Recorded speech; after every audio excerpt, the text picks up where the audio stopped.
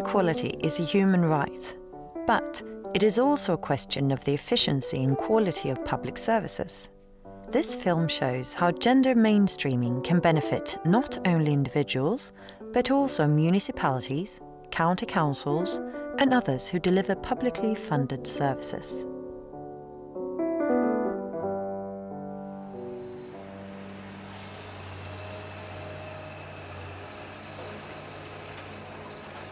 It snows in Sweden, and after the snow falls, the municipality ploughs the streets and squares so that we can get through. What does this have to do with gender equality? Well, women walk, cycle, and use public transport to greater extent than men, who travel more by car. This means that municipal snow removal has different consequences for men and for women. This is a form of gender inequality that we can put into figures. 3 times more pedestrians than motorists are injured in single-vehicle accidents caused by icy roads. Most of them are women. Hospital care and lost productivity due to accidents in slippery conditions costs 4 times as much as winter road maintenance.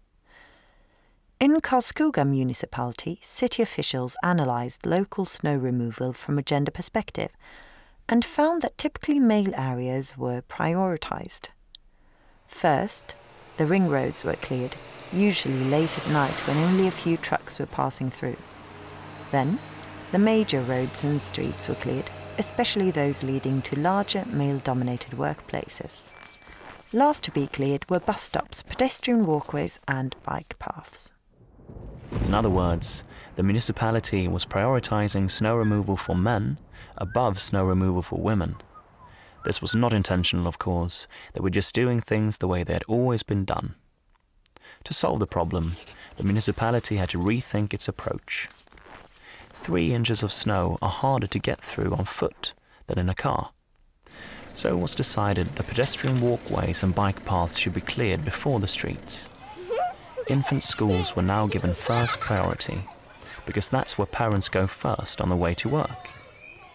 Larger workplaces were given second priority, but this time female-dominated workplaces such as hospitals and municipal facilities were also included.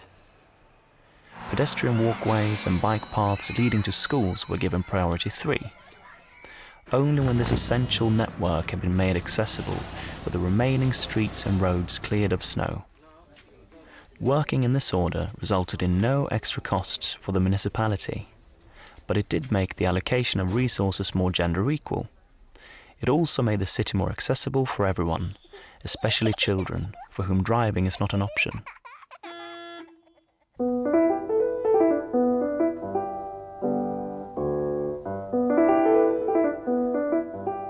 Gender equality means that women and men enjoy the same rights, obligations and opportunities. How municipalities and county councils shape their activities is of course very important for equality between women and men. The Council of European Municipalities and Regions, CEMR, believes it is at the level of municipalities and county councils that an equal society can best be created because of their proximity to people's everyday lives. Gender equality is a right of citizens, but it can also be of utility for municipalities and county councils. Just as gender equality in snow removal can prevent suffering and costs due to accidents in slippery conditions, gender mainstreaming can raise quality in all services. A key tool in this work is gender disaggregated statistics. It is only when we reveal how decisions, actions and treatment affect women and men that we can detect differences and do something about them. Here are some concrete examples.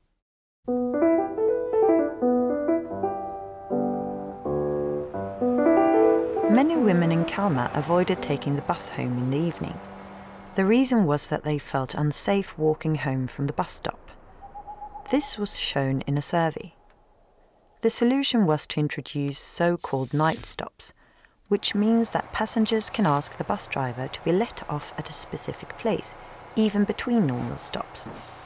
The driver will only open the front door and makes sure that no one else gets off at the same time. This has made nighttime bus travel safer and more attractive for both women and men.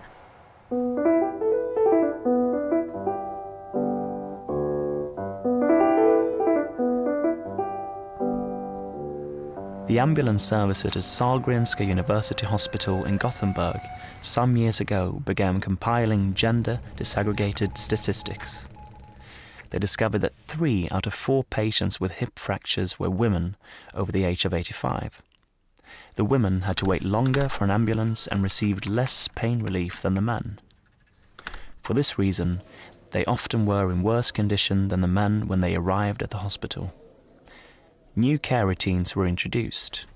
Emergency dispatch personnel began giving women the same priority as men, and all patients received equal pain relief in the ambulance. Paramedics began carrying out tasks previously only performed at the emergency department, so that arriving patients could be taken directly to radiology. Now patients get to the operating room more quickly. This has resulted in fewer patients suffering delirium, which shortens their stay at hospital and reduces suffering, especially for the women.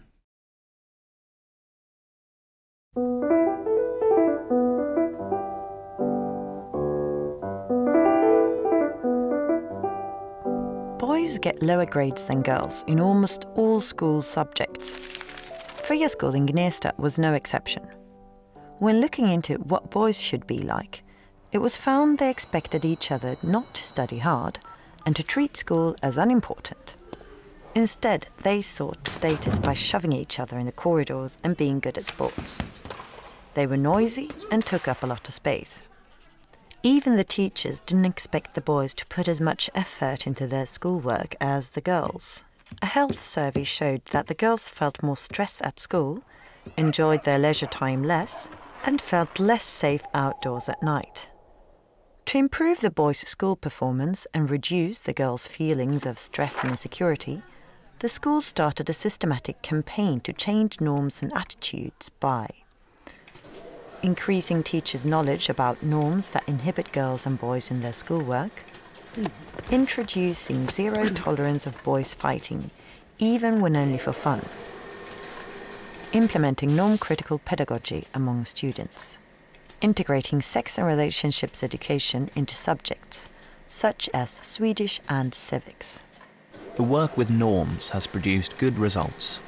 Previously, the boys at Freya School performed below the national average, but in 2012, almost 80% of the boys finishing 9th grade had achieved the targets for all subjects, the same proportion as the girls. However, the work must continue.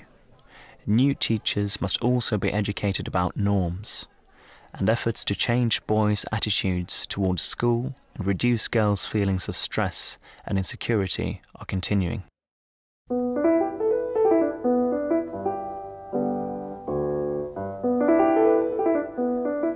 A lot of good work has been done over the years to promote gender equality in municipalities and county councils.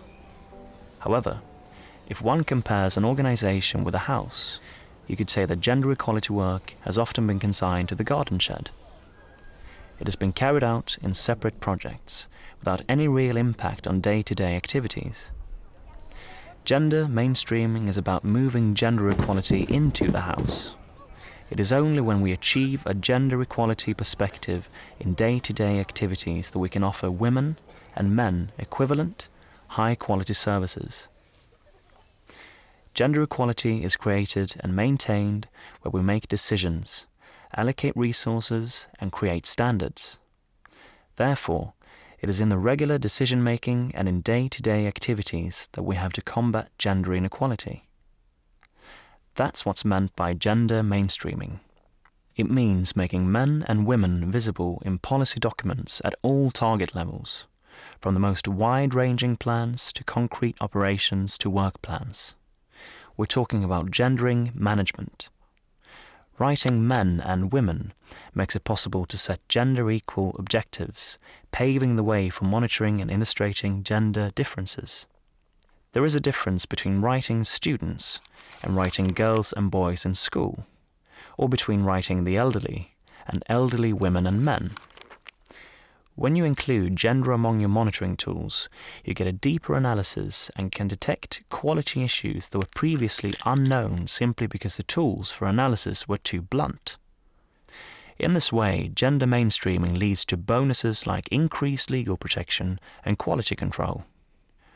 When control and monitoring are functioning as they should, you can track a decision through the entire organization.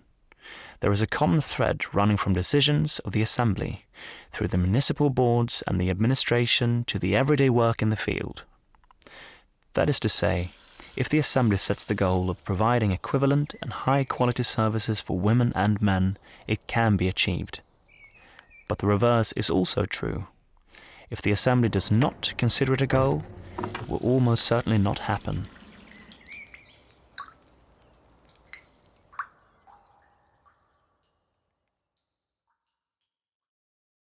Gender mainstreaming means applying a gender perspective to all our day-to-day activities, to snow removal, ambulance transport, classroom teaching, and all the other services that we deliver on behalf of the citizens. Through gender mainstreaming, we can improve our management of governance structures. We ensure that waiting times, allocation of resources, and how people are treated are all based on individual needs, without being distorted by prejudice, ignorance, or routines. It's about justice for women and men, girls and boys, but it's also about efficiency and quality. To learn more about SALA's support for gender equality work, please visit www.skl.se/jämställdhet.